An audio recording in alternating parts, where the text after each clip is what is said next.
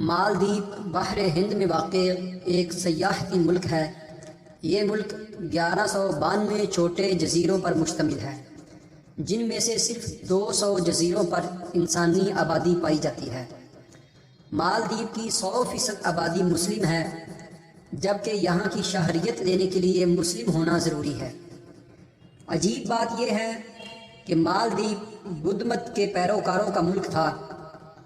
صرف 2 ماہ کے اندر اس ملک کا بادشاہ، عوام اور خواص سب دائرہ اسلام میں داخل ہوئے۔ مگر یہ واقعہ کب اور کیسے ہوا؟ یہ واقعہ مشہور سیاح ابن بطوطہ نے مالدیپ کی سیاحت کے بعد اپنی کتاب میں لکھا ہے۔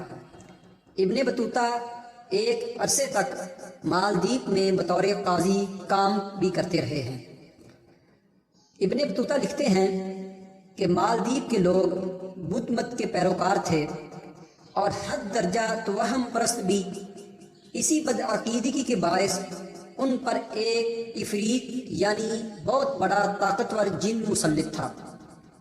وہ عفریت ہر مہینہ کی آخری تاریخ کو روشنیوں اور شمعوں کے جلوف میں سمندر کی طرف سے نمودار ہوتا تھا، اور لوگ سمندر کے کنارے بنے بت خانہ میں ایک دوشیزہ کو بناؤ سنگار کر کے رکھ دیتے۔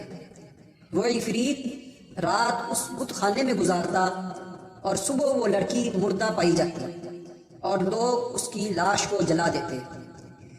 اس جن کے لیے دوشیزہ کا انتخاب بذریعہ قرعہ اندازی ہوتا تھا۔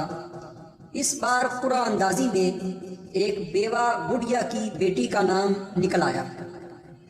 اس پر رو رو کر بڑھیا نڈال ہو چکی تھی۔ گاؤں کے لوگ بھی بڑھیا کے گھر جمع تھے۔ دور سے آئے اس مسافر نے بھی بڑھیا کے گھر کا رخ کیا۔ اس کے پوچھنے پر اسے سب کچھ بتایا گیا کہ عفریت کے مظالم کتنے بڑھ گئے ہیں۔ مسافر نے بڑھیا کو دلاسا دیا اور عجیب خواہش کا اظہار کیا کہ آج رات آپ کی بیٹی کی جگہ بت خانے میں مجھے بٹھایا جائے۔ پہلے تو وہ لوگ خوف کے مارے نہ مانے کہ عفریت کو غصہ آئے گا اور ان کا انجام بد ہو سکتا ہے، لیکن مرتا کیا نہ کرتا وہ راضی ہو گئے۔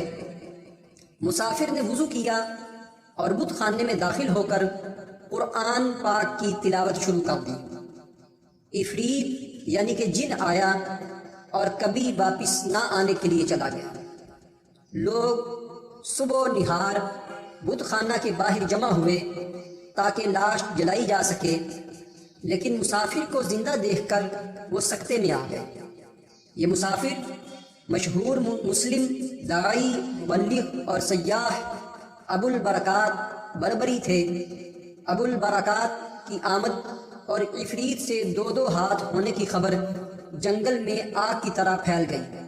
بادشاہ نے شیخ کو شاہی اعزاز کے ساتھ اپنے دربار میں بلایا۔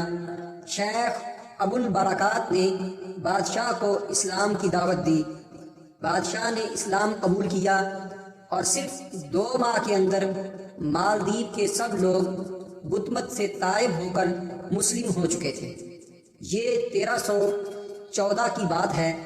اس مبلغ اور داعی نے مالدیپ کو اپنا مسکن بنایا، لوگوں کو قرآن و حدیث کی تعلیم دی، ہزاروں مسجدیں تعمیر کیں اور مالدیپ میں ہی فوت ہوئے، اس مٹی پر ہی دفن ہوئے۔ کہنے کو تو ابو البرکات بربری ایک شخص، لیکن تنہا ایک امت کا کام کر گئے۔